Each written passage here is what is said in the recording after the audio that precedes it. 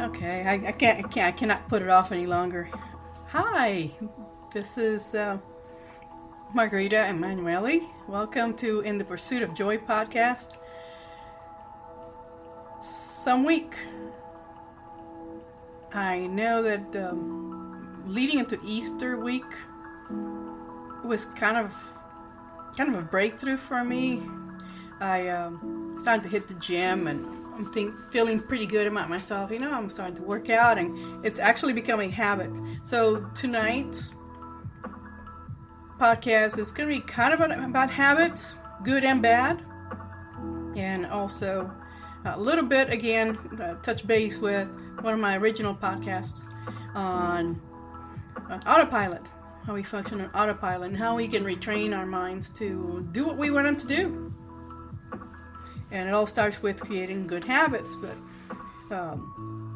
I've been leading for weeks into this one habit. I wanted to force myself to learn how to skip rope again.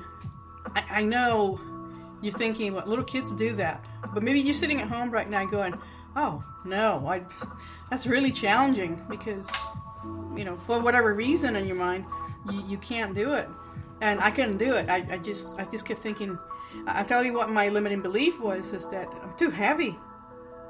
I mean, I know for a fact that I'm carrying about 40 pounds of extra weight. And I've gotten better.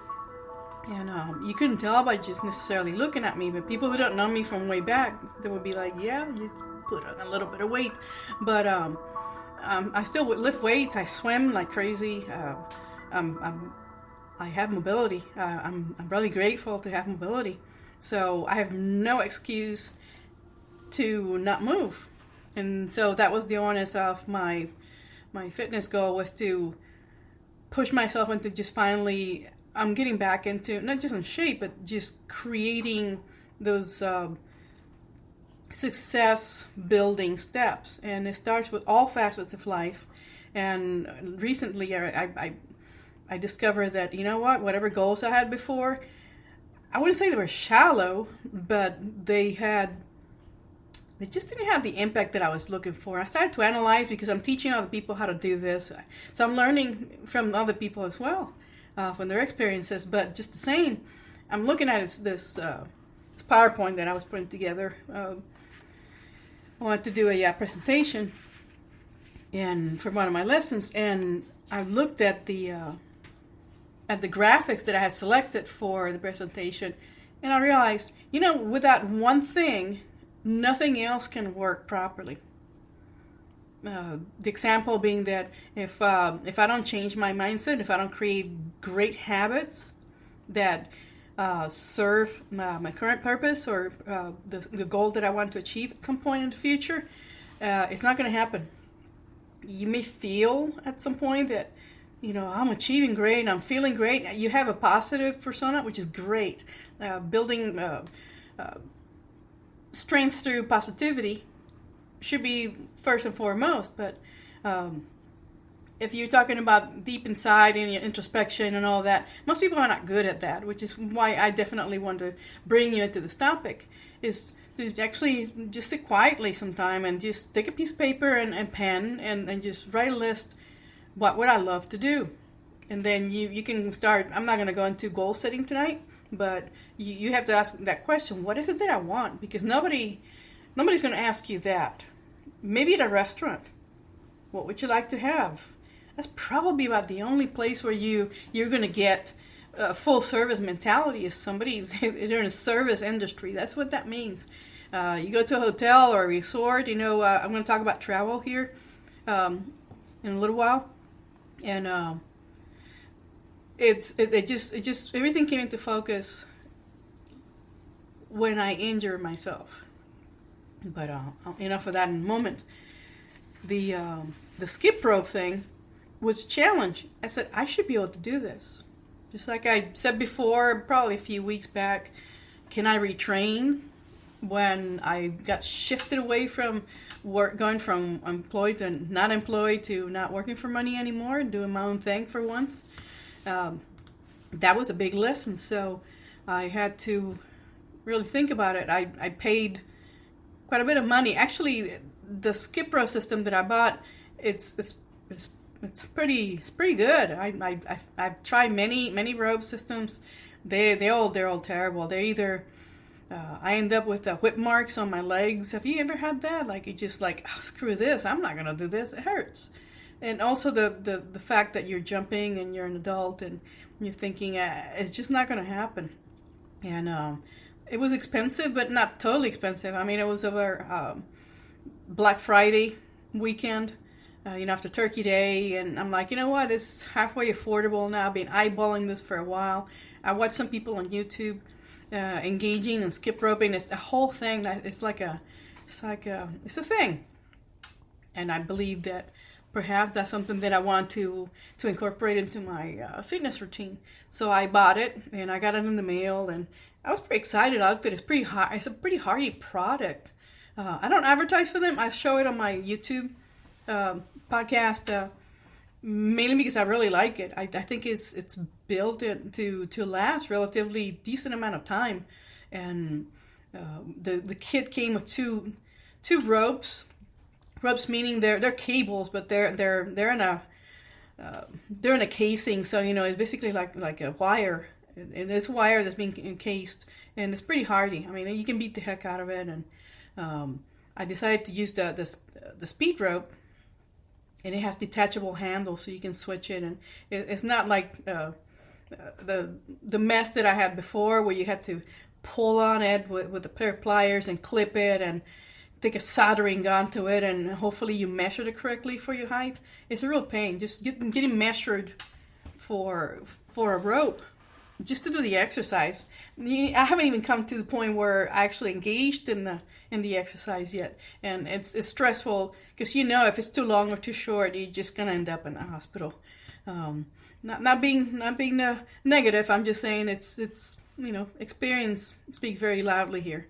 So I finally bought it, and then I tried it a few times. So like many people, I give up because I just couldn't figure out. It's not giving me any feedback. Is what I'm looking for, and the feedback came eventually. So this is like springtime. This happened like before Christmas, after Turkey Day, and it went in the box, and I just basically like I tossed it on the shelf in my closet like a boomerang, and it landed on the shelf, which was pretty cool. I bet I'd never be able to do that again. And it just sat there, and then I piled some more stuff on top of the box, and I said, that's usually for me when I want to do something new or it's really challenging, I spend money. And when I spend money, that's usually an anchor.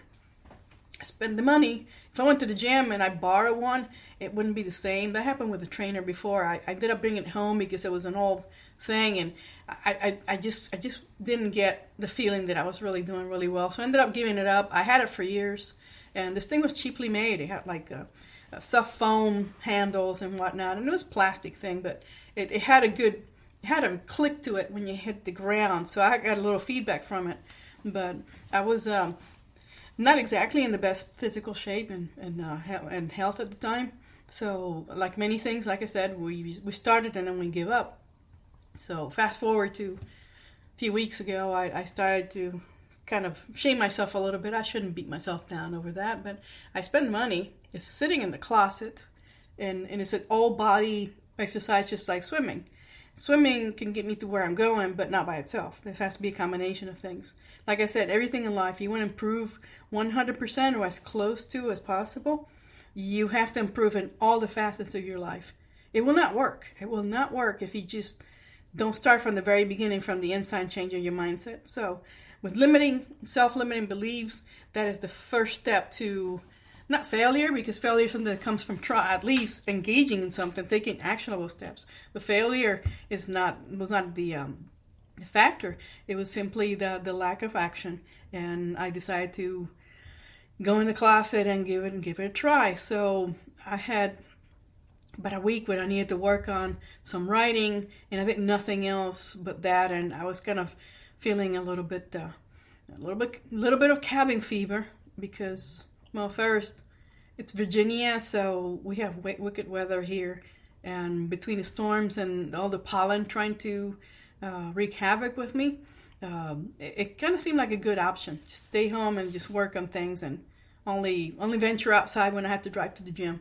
So I was doing really well. I've been going up for over a month, and I get to the habit part of the story momentarily. I decided to grab the rope, and then I started with the speed rope, which is usually a little bit longer, and it's not as heavy. And I had to clear the room, make sure I didn't break anything that was of any value. And I decided I would do 5 minutes per day. 5 minutes per day, skip rope, it's quite a bit. If you do it well, it's one heck of an exercise for the whole body. But just being able to maintain for 5 minutes straight, I knew realistically that was not going to happen. However, I knew that I could set my watch into skip rope, and then it would allow me to just rest in between. If I do 15 seconds without stopping, that was a step ahead. And I just started to build up on that. So the 5 minutes per day rule was really to drive really hard to push the habit building. I was going to learn to skip rope. And sometimes I kind of go full blown, pretty gangsta on myself. I know this about me, and I have to watch it because I can go a little bit hard into things. And also once adrenaline and all those good hormones you're starting to get in from exercise, and you start feeling good, and you can harm yourself. So you have to be a little bit more intuitive about that.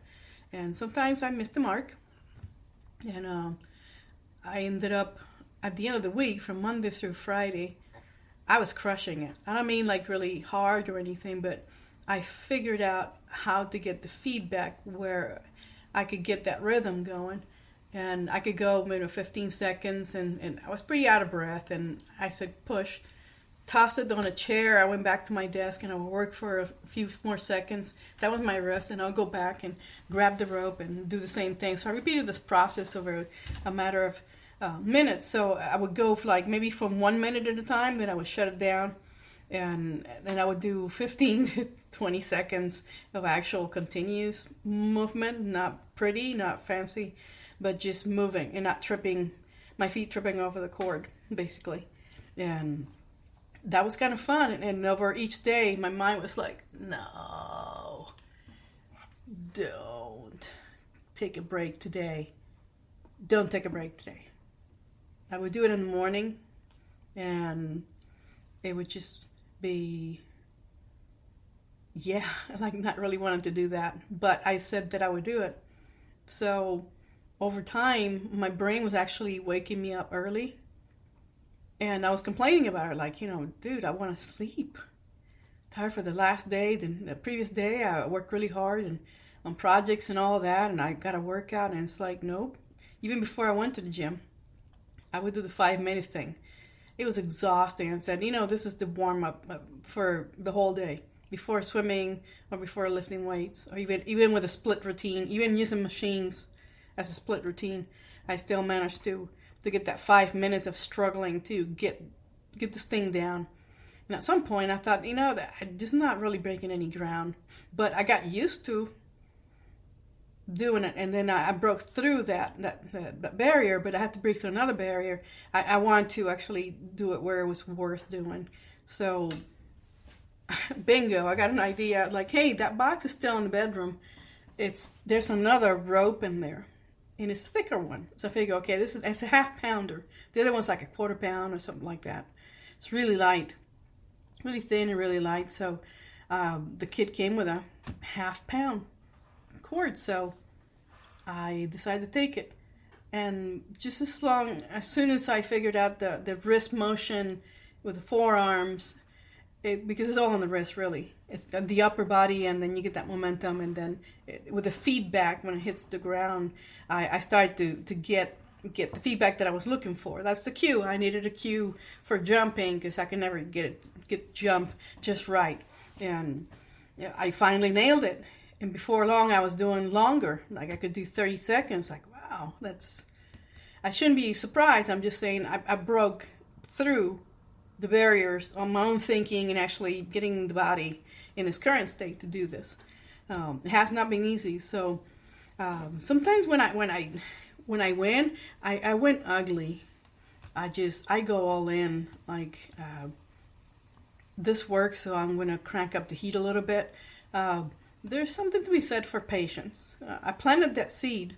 The seed is growing. I mean, my brain wakes me up without an alarm. It doesn't matter if it says 5:45. I'm like grumbling, like, okay, I'll get up, I'll do this, and then I'll go to the gym. And then the week before Easter, I challenged myself to do something that I wouldn't do. I'm not going to do this in public. I did it at home. I'm going to take that SOB with me, put it in my bag, coil it up, put it in the bag, and bring it with me. I was going to break through another barrier. It's the shame, that shyness, whatever that comes from.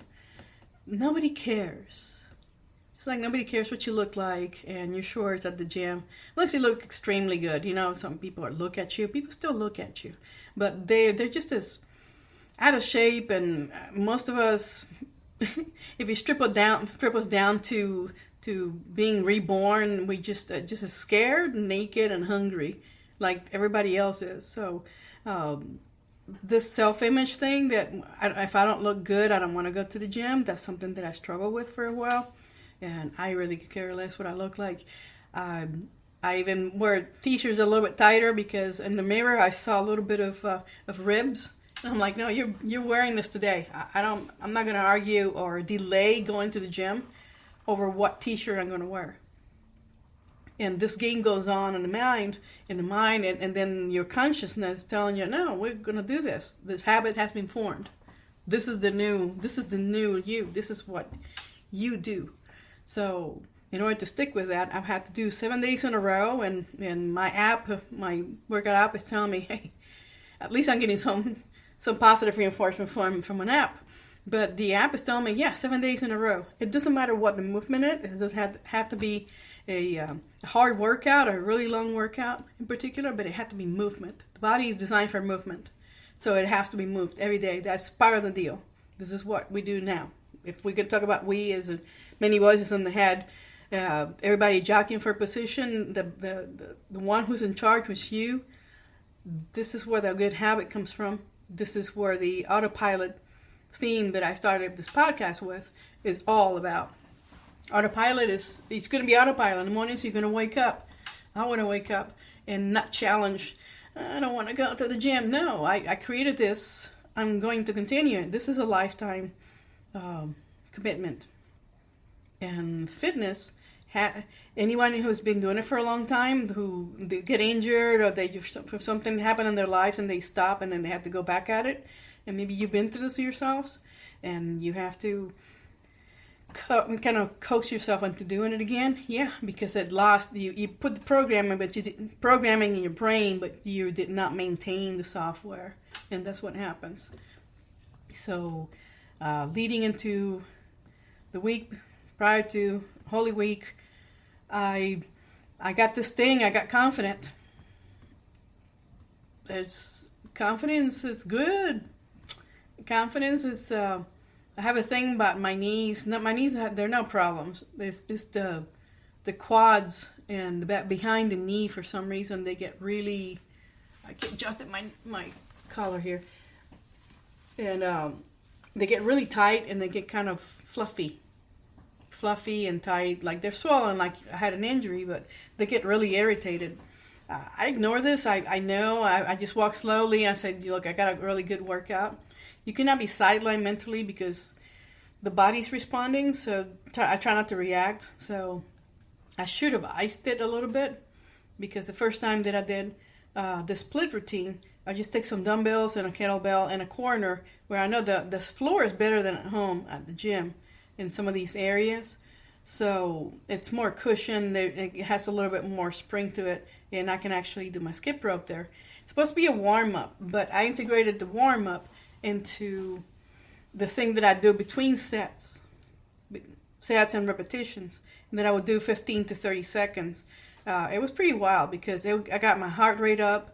I was really loving it because I'm not now going into fat burning zone, and for me it's really hard to get to that. I'm just wired differently. It just takes me longer. It did when I was in my 20s in the military. It did throughout my life, and it takes me a while to break into a sweat. It really does. That shouldn't be a determining factor for assessing whether I'm getting a good workout or not, if it's going to be effective.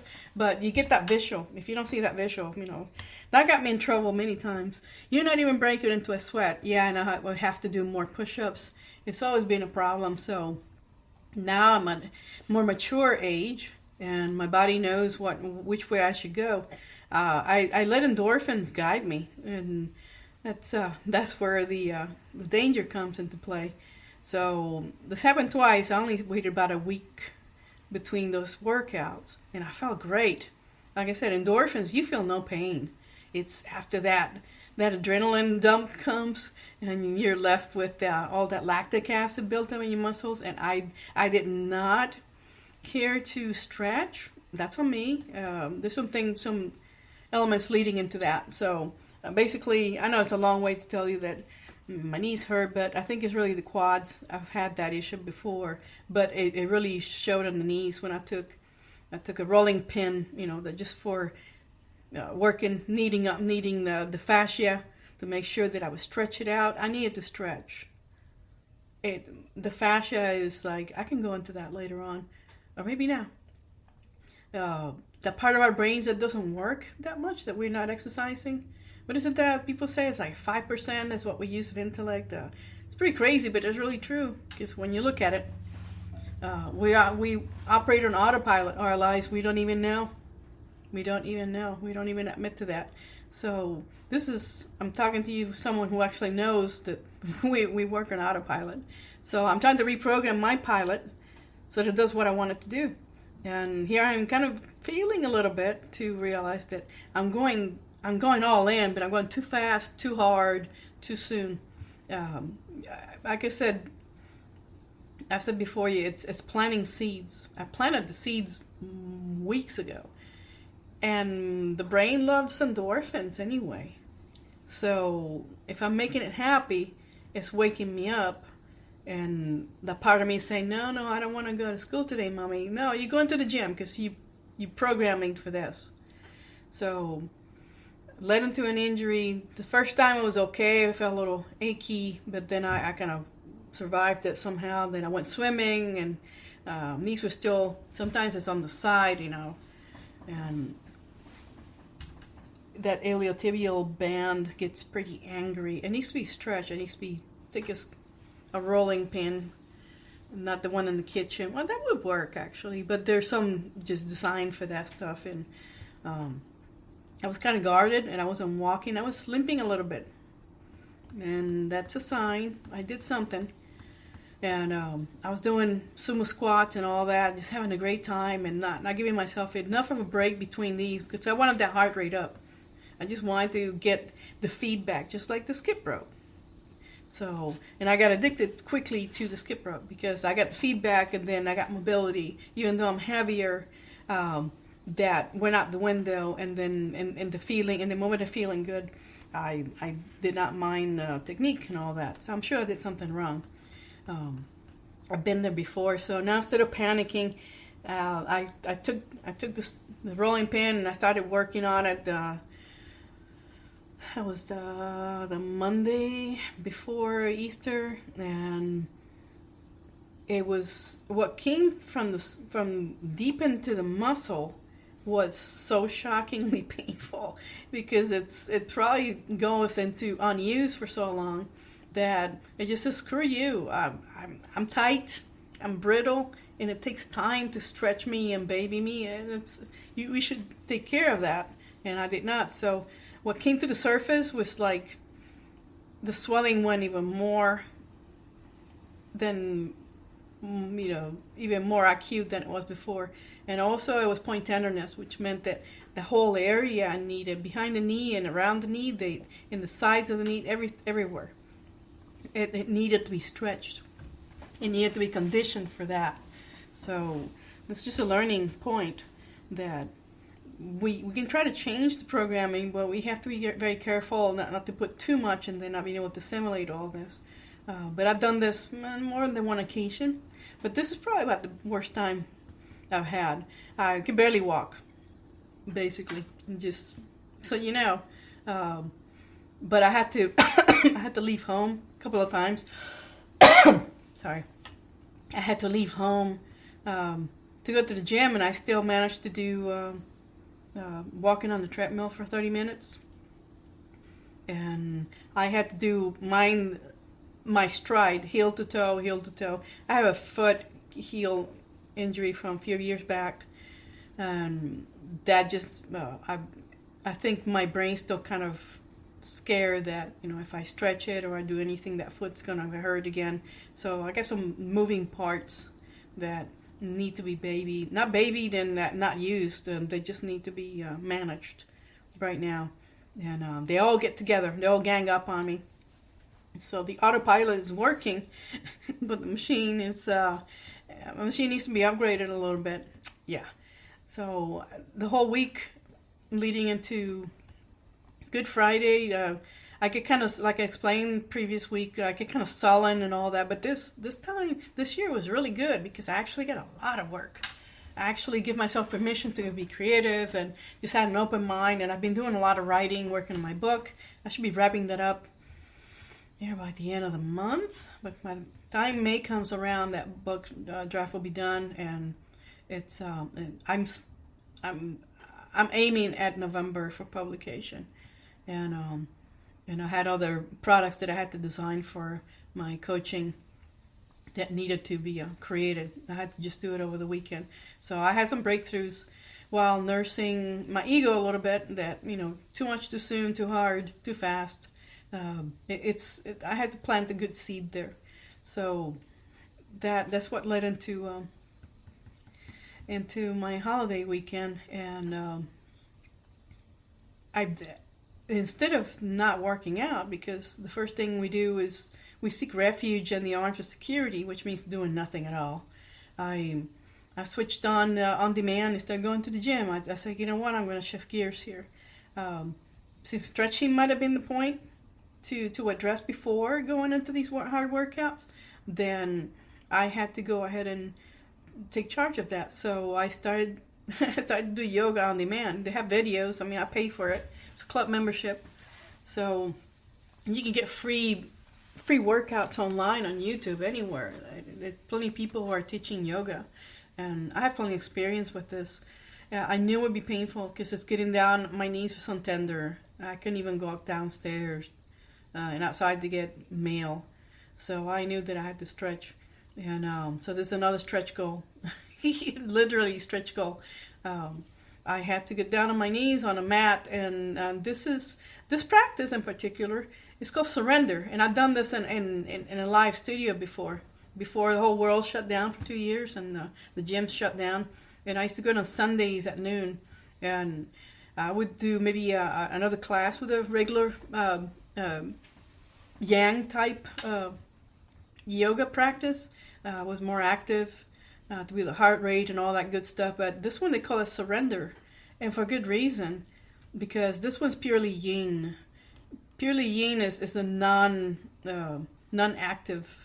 energy, if I can put it that way. And you only have that, and their practice is about an hour. I can do a 30-minute, 45-minute, or 16-minute practice at home, and I could just choose from the videos. And it's just me. If I'm crying in pain, then it's just me. But I've been in the studio before. People are just, they're just sweating it because it takes the concentration on the breath control and the discipline to pay attention not to the feeling of discomfort in holding a handful of poses. This is not like a flow where you do maybe several of them all in a row, and that's why it's called flow. And you go from one to the other, to the other, to the other, and then you start the process, cycle. You lather, rinse, and repeat. That's pretty much how it works. But and the surrender, it's all yin, which means you move as slowly as you can. You're conserving energy, and you're holding, and staying put is really challenging. But it has been one of my favorites, and I had not been to the studio in over 2 years, but I could do it from home. So to maintain the standard of operations, if I can call it that way, I've been doing nothing but yin yoga every morning. Doesn't matter what time. And I complain, like, nah, it's 5:45, get up. I get up, do my morning thing, without even trying to do the smoothie, don't even bother with that stuff. Get a glass of water, set it by side somewhere nearby. It's only 30 minutes, only a 60-minute practice. And it has been really rewarding for me because slowly I'm thinking with more clarity about this whole physical, mental connection. And it has been a source of joy for me because I'm still sore, and I'm still going to have some challenges in the next couple of weeks or so. But stretching is something that I cannot stop doing now. So I've added a second layer to the standard of living, where the first thing I do for my success is going to be get up in the morning and engage in something physical. So it doesn't have to be hard exercise. It could be like yoga, yin practice, and then I'll do maybe a flow of maybe 15-20 minutes to see how I tolerate it, and then I'll do modified poses just to make sure that I don't re-injure and to keep myself in check, not to go too fast. So the yin practice is strictly to let the fascia, that layer that goes over our muscles to not become brittle and unused. It's there for a reason. It's there for the protective layer, but to make it more pliable. And we should be more pliable inside in our minds and spiritually. We should be able to allow this process to happen to enable our learning. So that really has been a learning point, but it really sucked. It really sucked because I'm hobbling. I'm like, I was doing pretty good about 3 weeks ago, or the past month and a half, and suddenly I'm hobbling. But I'm not going to get turned off because my mind still wakes me early in the morning and expects my butt to move. So for 7 days, I made that 7 day after Easter. Now you completed 7 days. Like I was like, I can take the day off. I could. But the injury was mainly because of lack of use. So if we're not exercising and stretching and then reconditioning, it's the same thing with the mind. We're not reconditioning the program. And so I allow myself to upgrade the software. And actually it's being received just fine because right now the body's like, okay, I can do the stretching. It may be really kind of annoying to hold a pose for 3 to 5 minutes. That's the challenge. And working and doing breath control. And that's another layer that I'm definitely integrating. Not part of meditation, that's a different practice altogether. And that can happen during the day. It doesn't have to be first thing in the morning. After that, I'm energized. I've gone back to work and I'm here. I've done plenty of recordings. And I can't sit though. I had to reconfigure my whole studio and my desk to where I'm not sitting because it was like my last job. I sat for 12 hours doing nothing but just wondering, what am I doing here? I'm working, my brain is working, it's sharp, but the body's not moving at all. And I did not like that one bit. So I do a lot of stuff standing. I move the computer, everything that I'm doing is standing, and I'm wearing supportive footwear for that reason, to make sure that I don't slouch and make the problem, more acute, like I said. So if I need a good sit, I'll sit when I eat, and I have a cup of coffee and enjoy a quick break, and then I go right back into it. And a lot of people do that at work. They're standing. They seem to be more dynamic. I've always enjoyed it. Not all employers want to do that. So I'm on my own. So I should be able to adjust my environment as I need it. So in the past couple of weeks, we lost. All the good comedians are gone. I mean, there's still some pretty good ones. I don't want to name names because I don't want them going before the time, but Gilbert Gottfried passed away in the past couple of weeks. And it got me thinking about some of his routines, how we're so different when we have our desired persona. And I'm shifting away a little bit from autopilot, but he was an autopilot, a guy that was always on in public, and he had a different personality on stage, TV, and interviews. had that whiny, high-pitched voice. I was just hearing him even say something normal would make me laugh. Very talented guy, but the point was that I was looking at some old recordings of him, and I started laughing because I found a snippet on YouTube. It's out there. It has to do with a recording for an answering machine that he made, for a call he made, and it was captured on an answering machine. And as Gilbert Gottfried, the normal guy at home, probably the husband, loving husband, and father of two, and not for consumption for the rest of the world. And it was, I don't know, it wasn't a Howard Stern show. I don't know why Howard Stern thought that he sounded like a serial killer, because it was a completely different tone. The tone was lower, calmer. It didn't have the same cadence as his stage voice. It did not have that raspiness. He had a nice voice. I thought he sounded like a nice guy who lived in a suburb, had a wife and 2 kids. He really did. But these people were just laughing because he just, it was day and night. And so we want to be the complete opposite of who we have been. For someone with a stage presence, an artist, they switch it back and forth. They can be themselves at home, and then they can be on stage. It's on. When you got a camera out or something, someone's recording them, they can turn that on. So for us, and goal setting and achieving the kind of person we want to be, we should always be, have developed that awareness. Someone like him would have an awareness of switching from the performing side of his psyche to the one from his daily life. And the two they exist in the same person, but they can be separated at any time given the circumstances. Point, allow yourselves to become the best person. If you're going to be an autopilot, you better be the best robot. It's like, are we robots? We are robots. But we can be good robots, and we can be inefficient robots. In this case, it's someone who can go back and forth and still be successful. He has a successful career, but he can still switch from the normal programming to the performing programming. And comedians do that all the time. They have minds like sponges. They're pretty amazing. You cannot tell them anything that doesn't become ammunition for the next stand-up comedy skit. So just wanted to leave you with that pleasant thought. He made a really good parrot as Iago, but he did so much more work than that. And he's cast into the universe, and his energy remains with us in all his recordings and his work.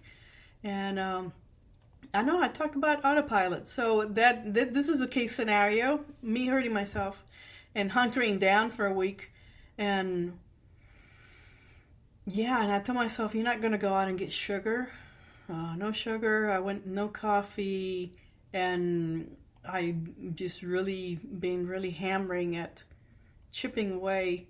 Like when I do one thing, I go into the next. I'm crafting where I'm going as I'm doing it.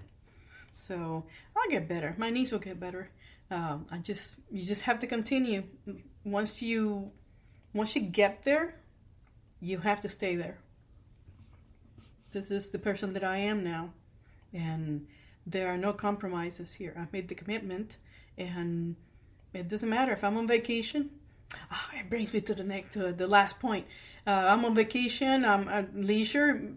Being able to move is such a wonderful thing. And when people who can't, they make an effort, even when they're sick or they're injured, that's admirable, because their mind's still running. And just because the body is in some way not allowing for movement, we should always strive to push ourselves harder every day and learn something new every day. So I did master skip rope, and when my knees feel better, I'm going to go right back into it. I'm just going to sneak it in. Brain doesn't know it yet. My knees doesn't know it yet, but it will happen. But I will continue with the new layers to have added to my practice, my daily practice. Practices for success. And let me go into the closing for this podcast tonight. I had some coffee. I gave up coffee and I had some coffee again, so I was like, yeah, I'm not going to sleep. The podcast is going on the road. I'm going to be traveling again. If you have been to my YouTube channel, I hope you have.